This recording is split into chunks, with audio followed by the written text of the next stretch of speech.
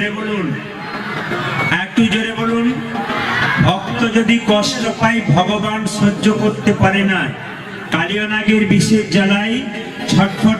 একটু মনিটরটা বাড়ান, যায়নি তাই মনিটর বাড়ান, টোনটা আমরা পাচ্ছি না, আমরা টোন পাচ্ছি না, টোনটা টোন বাড়ান, যত বাড়ান আপনারা, যত টোন আছে বাড়ান। যায়নি তাই, যায়নি তাই, হরে কৃষ্ণ। ঠিক আছে। আচ্ছা মায়েরা, ভক্ত যদি কাঁদে ভগবান সহ্য করতে পারে? পারে না।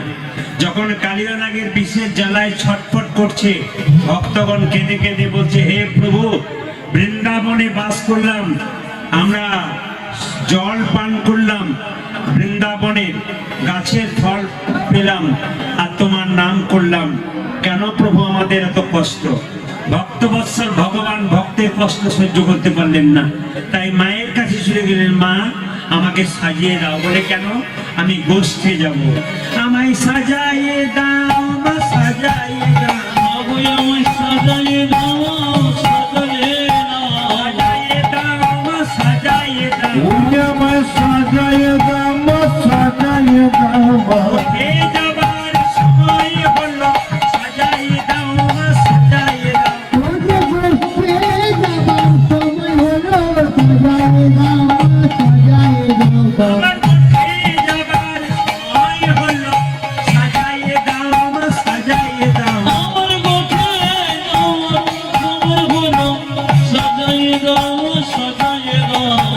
আজ যে দেরি সহে না মা, সাজাইয়ে দাও, মা সাজাইয়ে দাও।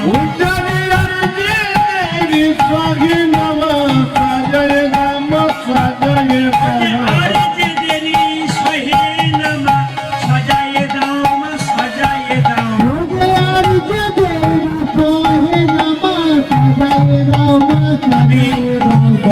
আমি বারবার অনুরোধ করব, এখানে কাউকে আসতে দেবেন না। কীর্তন চলাকালীন বারবার অনুরোধ করব, আপনার কেউ টাকা দেবেন না। বয়স্ক মা উঠছে পড়ে যাবে, অসুবিধা হতে পারে, একটু ধরুন। এভাবে এভাবে রিস্ক নেবেন না, বারবার বলি, এভাবে রিস্ক নেবেন না। আপনাদের বলি একটু ধরিয়ে নামিয়ে দাও ভাই, বাবা একটু নামিয়ে দাও। আর চাপার কোনো দরকার নেই, আসার কোনো দরকার নেই। আমি বলছি কি, যে দানটা আপনারা দেবেন সেটা ওইখানে দিন, কারণ প্রসেনজিৎ যে কষ্ট করে করাচ্ছে ওকে দিন। আপনারা বারবার নিবেদন রইল, যেমন রাধা রানী কি, শ্যাম সুন্দর কি, একটু জোরে হবে, মদন মোহন কি, হরিবাসর কি, সাধু গুরু বৈষ্ণব কি, গৌর ভক্তবৃন্দ কি। আচ্ছা, মা যশোদাকে বলছে, মা আমায় সাজিয়ে দাও, আমি গোষ্ঠে যাব। আসলে ইচ্ছাটা কি বলুন তো? গোষ্ঠে গিয়ে কালিয়ানাগকে দমন করবে। বলছে, হ্যাঁ রে বাবা। আচ্ছা মায়েরা বলুন তো, একজনের জন্মদিন ছিল, আজকে কার জন্মদিন জোরে বলুন? দাদা বলরামের জন্মদিন। তো মা যশোদা বলছে, হ্যাঁ রে, 7টা নাই 5টা নাই, তুই আমার একটি মাত্র ছেলে, তুই বনে গিয়ে কি করবি? বলছে, মা তুমি তো আমার কথা ভাবছো, কিন্তু দেখো তো নব লক্ষ ধেনুর দল, এ যোগাবে তিন দল, নব লক্ষ ধেনু দল, এ যোগাবে তিন দল। নব লক্ষ ধেনুর দল, এ যোগাবে তিন দল।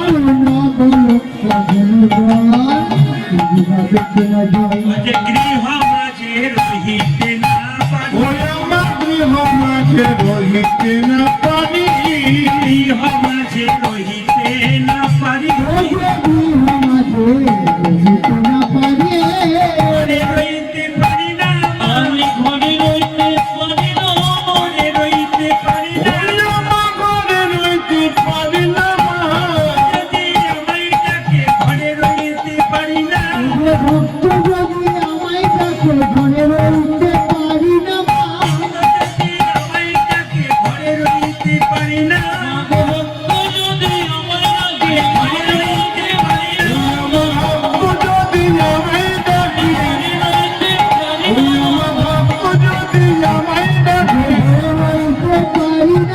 গৃহ মাঝে রহিতে না পারি, রহিতে না গৃহ মাঝে রহিতে না পারি, পারি, মাঝে রহিতে না পারি।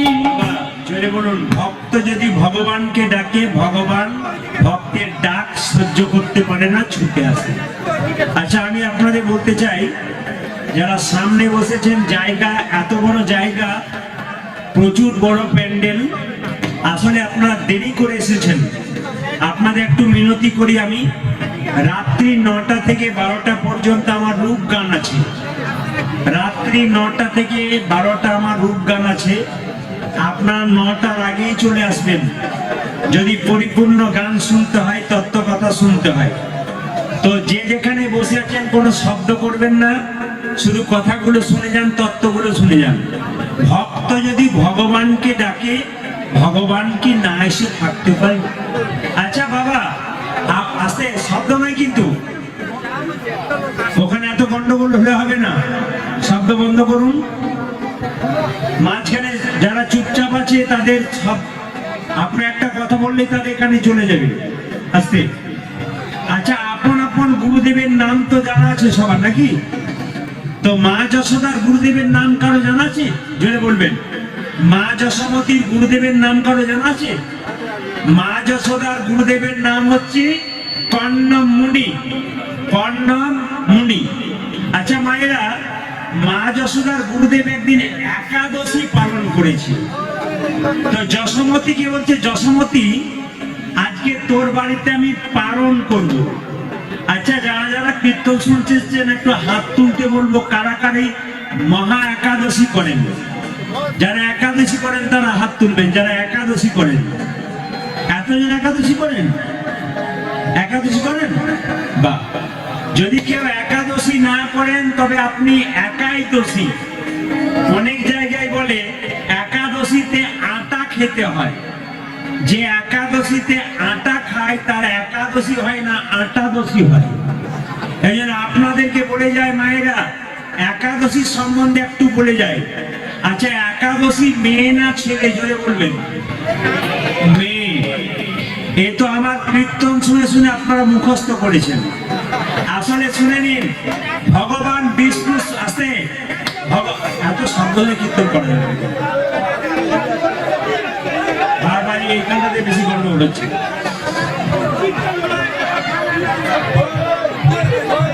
একবারে শেষটাতে কয়েকজন দাঁড়ান, একবারে শেষটাতে। দীনবন্ধু, একবারে শেষটাতে, মোড়টাতে দাঁড়ান, কাউকে আর ঢোকার দরকার নেই। যারা দূরে আছেন তারা থাকেন, আর ঢোকার দরকার নেই, তাহলে গন্ডগোল হবে। জায়গা নেই কিন্তু, ঢুকলে গন্ডগোল হবে। হরে কৃষ্ণ।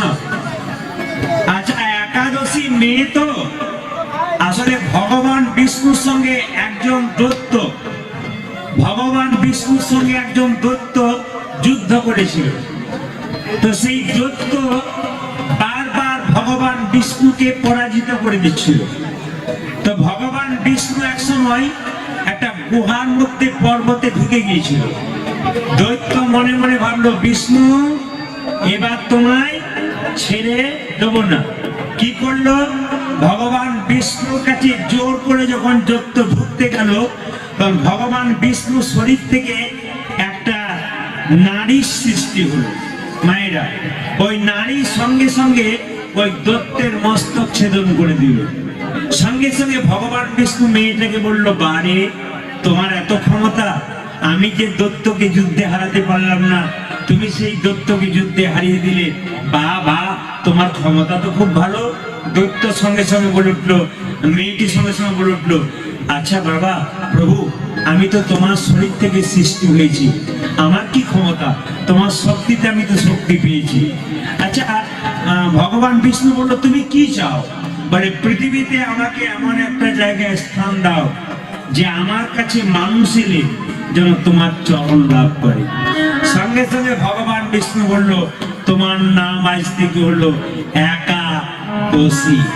তোমাতে যদি কেউ আশ্রয় নেয় তবে তাকে আর কোথাও যেতে হবে না।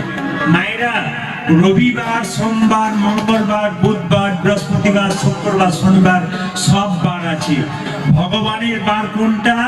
ভগবানের বার হলো হরিবার। কোনটা? হরিবার হলো একাদশীর দিন। তাই আপনারা যারা কীর্তন শুনতে এসছেন, সবার কাছে নিবেদন রইল, একটা মুসলিম বাড়িতে একটা বাচ্চা ছেলে যার 10 বছর বয়সে সারাদিন থুতু গেলে না কি করে, রোজা রাখতে পারে। আর আমাদের সবচাইতে দুঃখের ব্যাপার, আপনি একাদশীর দিনে ফলমূল খেতে পারেন, যদি পারেন ফলমূল খেতে পারেন, আপনি সাবু খেতে পারেন, দুধ খেতে পারেন, কলা খেতে পারেন, এত সব খেয়েও আমরা একাদশী করতে পারবো না, এর চাইতে দুঃখের কি হবে। তবে একাদশীতে পঞ্চশস্য বারণ। আপনি একাদশীর আগের দিনে আপনি পবিত্রভাবে স্নান করে ভগবানের ভজনা করুন, বিছানায় শোবেন না।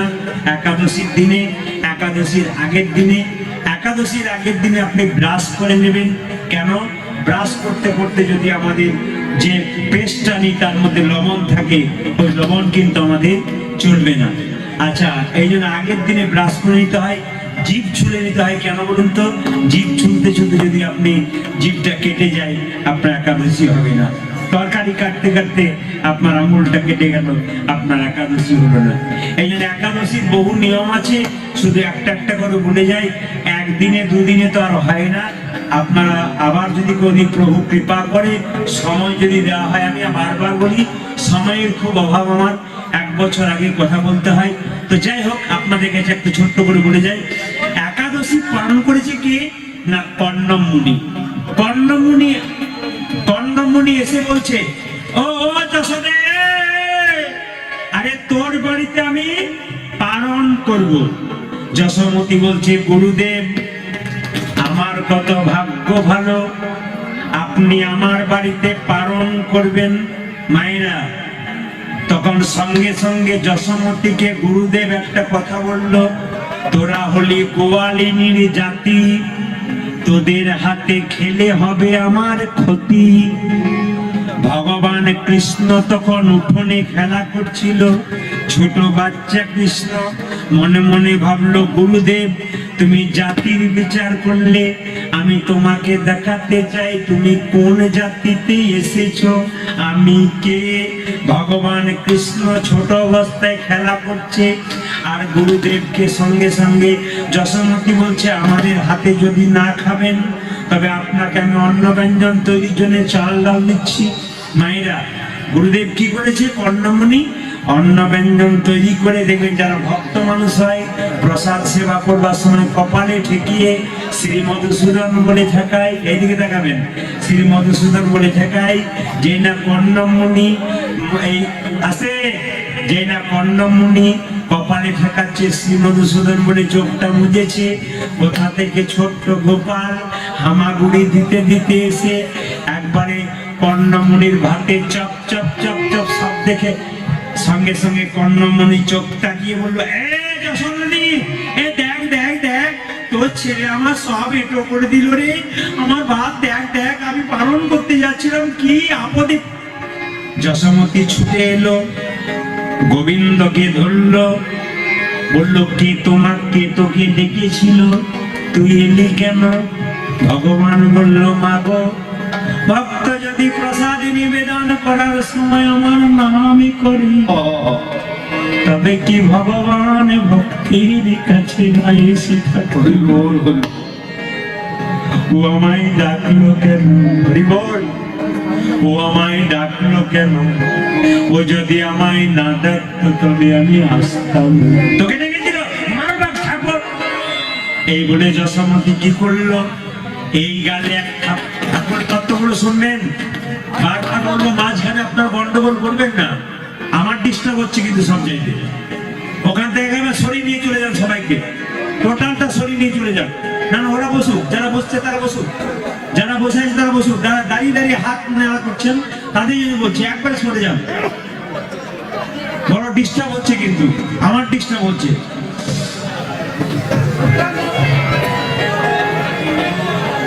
ওখানে এত কিছু বলার কি দরকার আছে? ভক্ত তো চুপচাপ বসে আছে। হরে কৃষ্ণ। এদিকে মায়েরা, যশোমতি এসেছে, এইদিকে তাকাবেন, যশোমতি এসেছে, গোপালের এই গালে এক চর, এই গালে এক চর। গোপাল একবার কাঁদছে, একবার হাসছে। দত্ত বলল, গোবিন্দের মা গোবিন্দের গালে 2 চর দিল, একবার ডান গালে একবার মা গালে। গোবিন্দ একবার কাঁদলো একবার হাসলো কেন? গোবিন্দ কাঁদলো এই জন্যে, ওগো যশোমতী মা, আমার নবনী তৈরি করার সময় তুমি আমায় কত আদর করে রাখো। আমি তোমার একটি মাত্র গোপাল, 7 নাই 5 নয়। আমার নবনী তৈরি করার সময় তুমি বসন অঞ্চলটা টুকরো করে কেটে ছেঁকে দাও, আবার আঙুল দিয়ে নেড়ে নেড়ে দেখো যাতে নবনী যদি মোটা হয়ে যায় তাহলে লালনের বদনে কত লাগবে। কাঁদছে এই জন্যে, এই তোমার ভালোবাসা, তুমি আমায় মেরেছো মা, লোকের সামনে ভুলে গেল আমার একটি মাত্র গোপাল, বড় আদরের গোপাল। এই তোমার ভালোবাসা, তুমি আমায় মারলি। ভগবান কাঁদছে, ভগবান হাসছে কেন পরক্ষণে? মা, তুমি তো আমায় চিনতে পারোনি, আমি কি? তুমি যদি চিনতে পারতে তাহলে কি তুমি আমায় মারতে পারতে? যশোমতী তখন কি করলো? গোপালের কানে ধরে নিয়ে যাচ্ছে আর বলছে, গুরুদেব, বন্দি করে রাখবো আমার কাঁচা সোনা, আমার গোপাল তোমার কাছে আসবে না। এবার তুমি অন্য ব্যঞ্জন তৈরি করো, চাল ডাল দিলাম।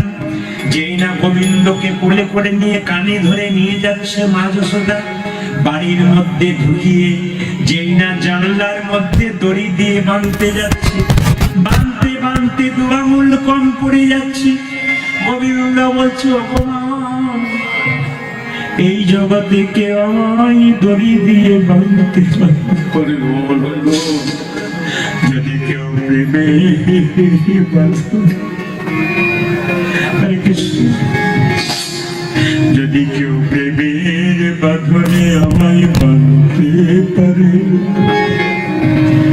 নয়ন জলে মুখ ভাসি গোবিন্দ প্রাণ গোবিন্দ বলে কেউ যদি আমায় বাঁধতে পারে, তবে তার বাঁধনে আমি ধরা দিই। তুমি ছিলে ধরা দেবী, নিজের স্তন কর্তন করে ভগবানের সেবা করেছিলে বলে তোমার আমি সন্তান হলাম, তোমার দুগ্ধ পান করলাম মা। তুমি আমায় যতই বাঁধার চেষ্টা করো, এই জগতে দড়ি দিয়ে কেউ বাঁধতে পারে না, যদি প্রেমের বাঁধনে কেউ।